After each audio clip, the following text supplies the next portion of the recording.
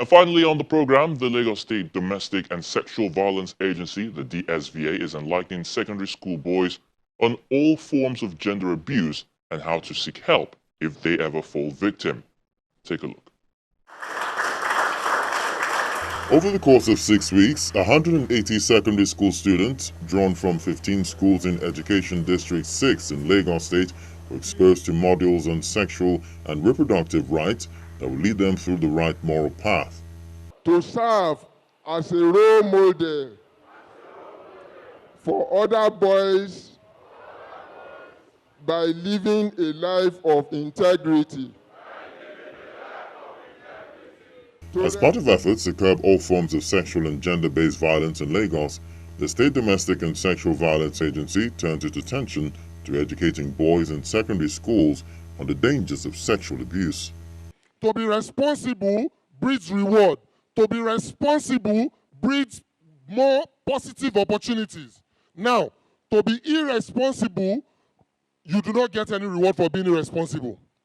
To be irresponsible means that you have limited opportunities. I am saying this to you because we have taught you everything you need to know, but you are the one that is going to go and execute it.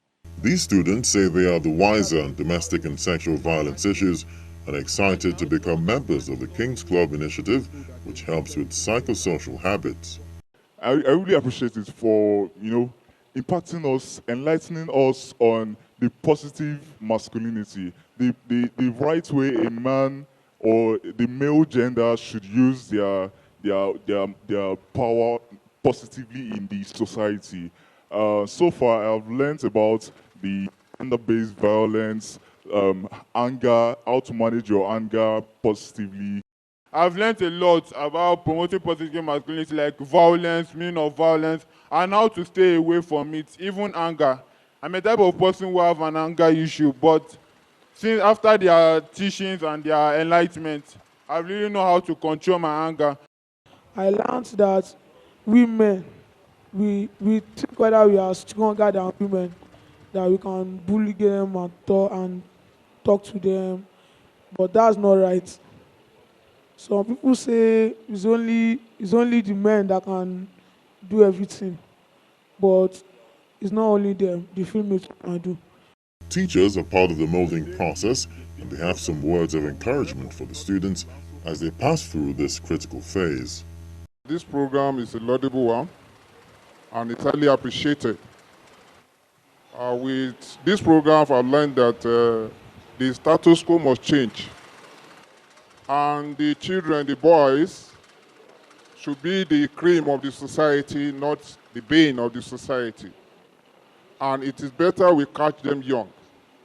We have learned that violence has no color, no tribe, not the level of your education. It crosses across tribes and religion, and nobody is even safe. And we've learned that many have become orphans because of violence, and many have become widows and widowers out of violence. Wars are broken out because of violence, but there must be a stop. The permanent secretary from the Ministry of Education appeals to students to always open up when exposed to any form of molestation. The incidence of domestic, sexual, and gender-based violence has become a cause for concern, and we all have a role to play in this regard. The inauguration essentially, and to reorientate these young students and their peers, is to avoid violence in all forms, particularly bullying and body shaming. We all know what body shaming is all about, do we? Yeah, sometimes you call your fellow students horrible, or you this fat thing, or fat girl or fat boy.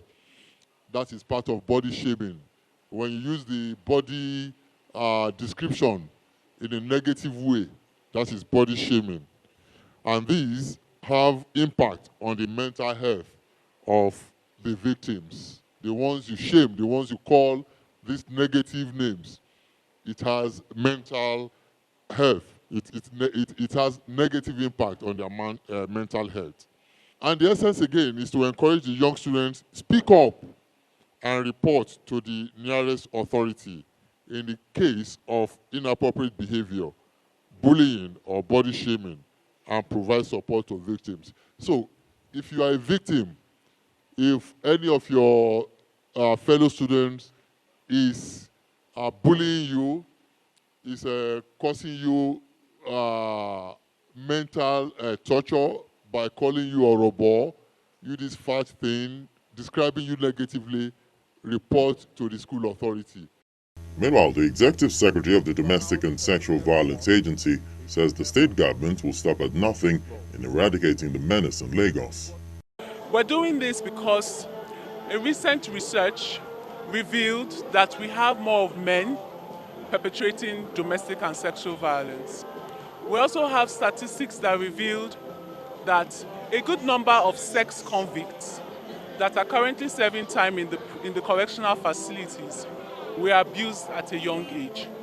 And so we thought it was expedient that we engage boys, young boys, from an early age on what it takes to be a boy, what it takes to be a man, engage them on issues relating to sexual and gender-based violence, sexual and reproductive rights and health, masculinity, anger management, tenacity, grit, and resilience.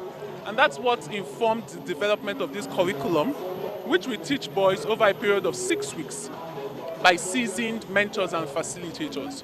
And we hope that we can use the education system to create a sustainable structure to dismantle patriarchy and lead about positive behavioral mindset change. This initiative is a continuous exercise that will spread across all schools in Lagos State. This is where we call it today on this week's edition of Dateline Lagos. Thank you for watching. I'm Ayotunde Balogun. Until next time, please stay safe.